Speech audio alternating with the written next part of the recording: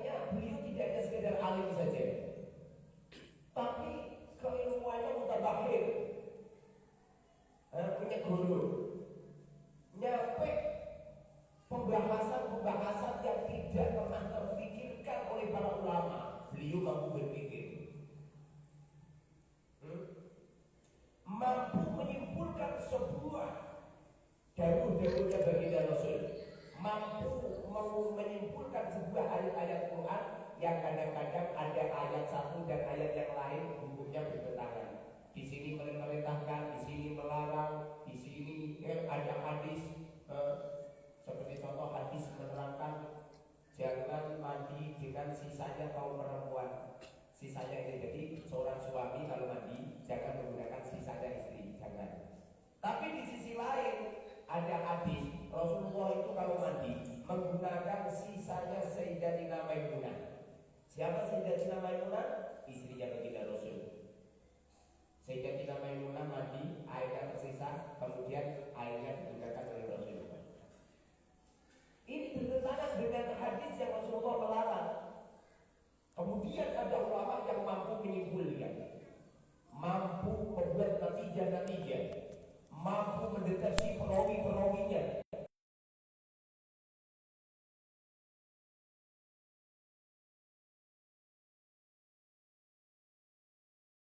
Habis mengumpulkan banyak kaum ulama yang tidak terpikir oleh para ulama, para orang alim. Ini namanya al-alamatu, dan nalime sangat alim. Al-alamatu sifatnya adalah sifat al-ilahul balaghah, sangat alim, tidak ada sekedar alim. Lanjut. Al-muhaqqiqu yang tahqiq. Beliau itu al-muhaqqiq, artinya mampu mentasih kaum ulama terdahulu, mampu mendeteksi ini kelemahannya di sini, ini yang benar ini. Sama-sama pendapat ulama, yang satu mengatakan haram, yang satu mengatakan halal. Kemudian beliau mengatakan yang mengatakan haram enggak benar gitu. Ini pemahamannya keliru, yang benar itu begini. Kemudian beliau menyimpulkan yang benar adalah halal. Ini namanya muhaqqiq. Jadi mampu mentasih semua kaum ulama. Di sini ini tidak hanya sekedar ngaji-ngajian saja, tidak, tapi benar-benar hadir di majlisnya ulama yang alim. Sebab kalau kiainya nggak alim bahaya. Ketinggalannya sih ngecik-ngecik ilmunya pribadi.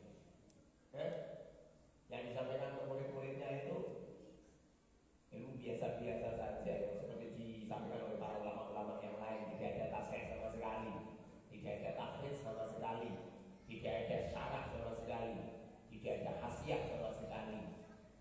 Kemudian santrinya tidak menemukan sebuah penemuan-penemuan baru. Ini apa al-muhaqqiq seperti ini. Lanjut. Jalaluddin artinya agung, ad-din agama. Artinya beliau ini tidak hanya sekedar alim saja. Beliau mengamalkan ilmunya, mengikhlaskan ilmunya. Nyampe-nyampe apabila Anda melihat sebuah Quran, apabila Anda melihat hadis, maka cukup melihat Syekh Jalaluddin Al-Mahalli. Ucapannya, perbuatannya, semuanya cocok dengan aturan Allah yang ada di Al-Quran, cocok dengan aturan Kanjeng Nabi yang ada di hadis, dan cocok dengan fatwa-fatwa ulama.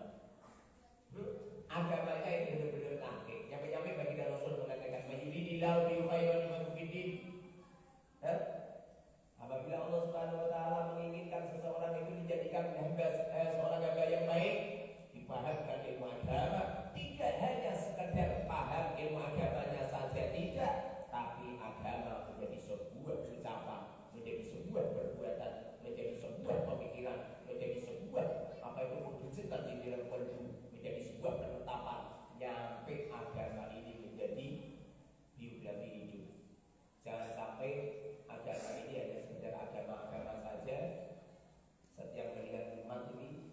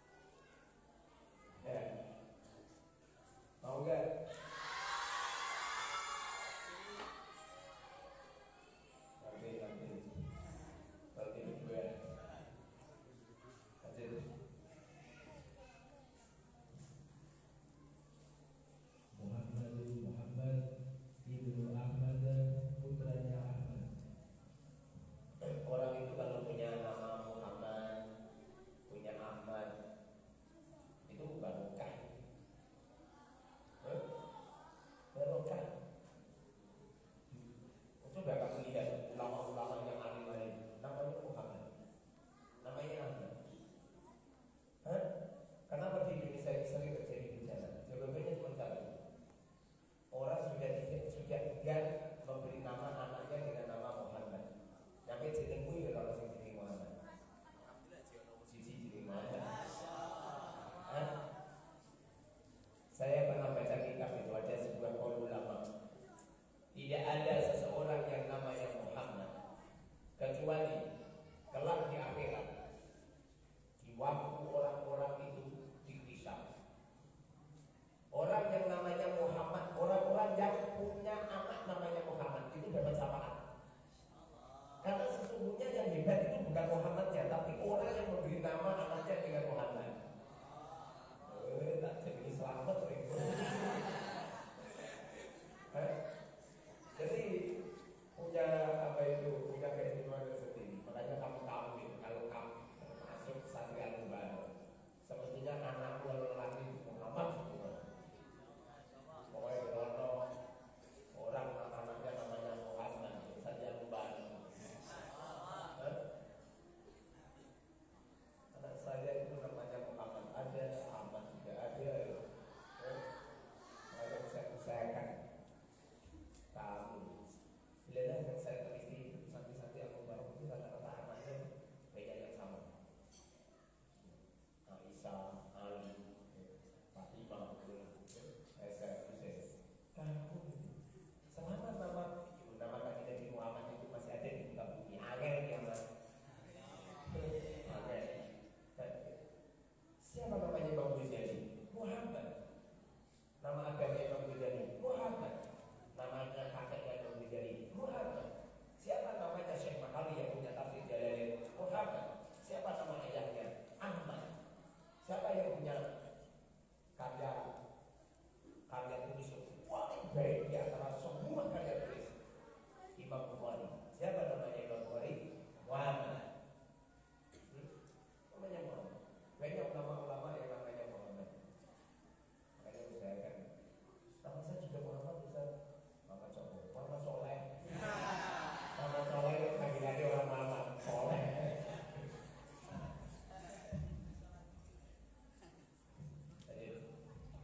Al-Mahali yang berbahasa Mahali.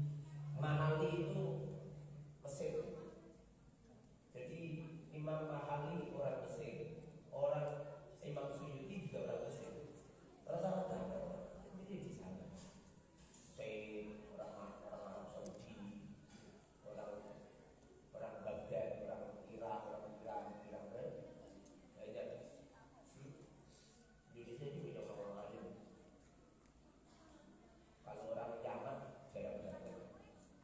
Orang Yaman sama orang Indonesia, lain orang Indonesia.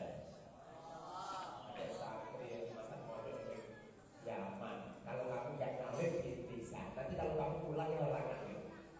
Kalau nggak bisa begini, alihkan diri di Indonesia dari ke Mesir, ke Yaman, kemana terserah. Sumbernya alihkan itu di Indonesia. Apabila kamu ingin alihkan di Indonesia. Apabila kamu ingin ngalah barokah, ke timur tengah mau. Kita harus ngalah barokah. Lanjut. Asy-Syafi'i yang bermadzhab Syafi'i. Jadi Syekh Mahali ini mazhabnya Syafi'i. Makanya istrinya pakai cadar. Kamu itu ngaku mazhab Syafi'i, istrimu nggak pakai cadar, makmu nggak pakai cadar, mertuamu nggak pakai cadar, tetanggamu nggak pakai cadar, lu gunung ngaku mazhab Syafi'i. Lihat aja di samping aja. Wa wa qurrati aidal ajali jami'u badaniha. Auratnya perempuan di samping lelaki lain yang tidak mahram jami'u badaniha. Nah, kamu ngaku-ngaku mazhab Syafi'i, tapi mazhabnya kelihatan. Ngaku-ngaku mazhab Syafi'i jadi pakai cadar, ibu-ibu ite-ite. Ite-ite ini orang nggak mau diintek, tapi senang ngintip kodam. Jadi payah ya. Ya dua lah daripada sama sekali. Itu bukti kalau di Indonesia ini mazhabnya ini mazhab nano-nano. Mazhab nano-nano itu sing digulai sekarang enak. Jadi kalau Syafi'i enak, Syafi'i. Kalau Syafi'i gak enak, Maliki. Kalau Maliki gak enak, Hambali. Kalau Hambali gak enak, Ahmad.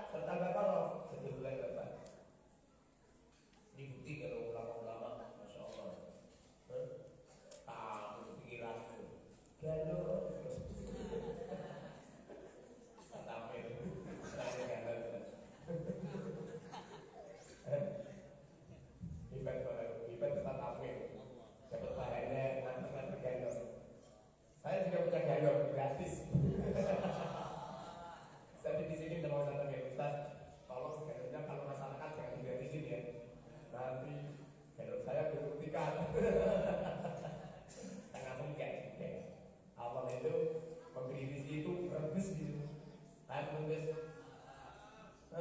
Seperti ada air kamu letakkan di gelas. Kalau airnya tajam itu kembes itu. Air tajam itu apa? Air es. Air es kamu letakkan di gelas keluar itu lewat mana? Lewat apa? Pembuluh darah. Lewat pori-pori kamu. Jadi kalau belajar ilmu biolog pengembulan. Jadi es itu dimasukkan di gelas, kemudian sampai satu gelas kan ada airnya. Itu bukan air dari dalam, itu air yang dihasilkan dari udara yang beku, lalu mengeluarkan air. Persis seperti kamu gini, di depan kaca, sampai kotos ini. Lalu kamu melihat orang menangis saja, mataku bisa keluar air.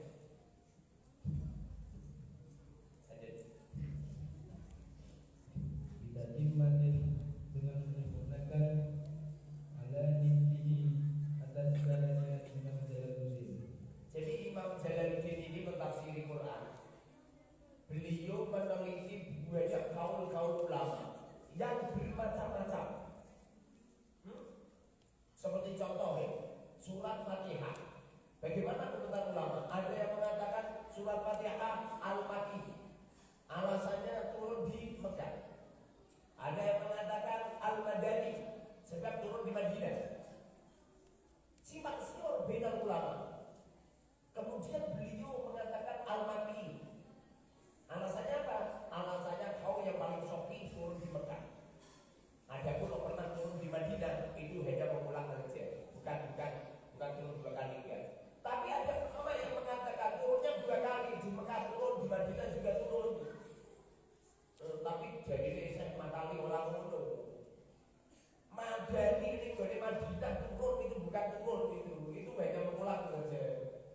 Lalu surat surat Fatihah di Indonesia berarti surat Fatihah pernah turun di Indonesia. Gara-gara si Mukhid masuk Fatihah. Nih, jadi Imam Suyuti memahami tafsir Jalalain,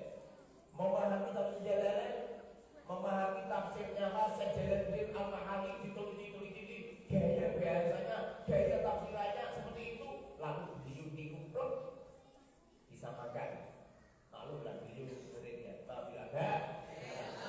Biasanya murid itu ketularan apa sananya begitu. Seperti contoh saya Dermawan gitu. Bagian rumah udah selesai ini. Tadi pas awal tadi tafsir. Jadi untuk cuma berikutnya kalau saya bagi uang itu pas pertama kali habis gaji didudui yang sudah ketinggalan ya udah. Bisa tampil kayak ini sekarang ini. Itu cuma mungkin kode-kode. Kalian tulis Imam Suyuti jadi surat Al-Baqarah nyampe surat Al-Isra 15 juz. Kalian tulisnya Syekh Al-Jalaluddin Al-Mahalli dari surat Al-Kahfi sampai surat Fatihah. Bagus mana? Kalau kamu terus enak saya Imam Suyuti ngerti. Tapi kalau kamu yang ngerti enak kafe. Tak masuk kain, enak kafe. Kain berapa? Sesuai. Foto terjemahan terjemahan itu sebagai agama Jepang. Lanjut. Dari menyebutkan sesuatu yufhamu yang dipahami pada kalamullah, dawuhnya Allah. Jadi Al-Quran itu kalamullah. Kalamullah yang sudah diterjemah sama malaikat Jibril. Jadi kalau lempiran-lempiran yang ada di Al-Quran kalau mengatakan kalamullah, nggak boleh. Masa kalami itu Allah berupa bulu. Kalau Allah berbicara, Allah punya kalam, kemudian kalamnya Allah berupa bulu, berarti Allah makhluk. Karena Allah berbicara dengan bulu. Nah yang berbicara dengan bulu itu manusia. Makanya kalau ada orang ngomong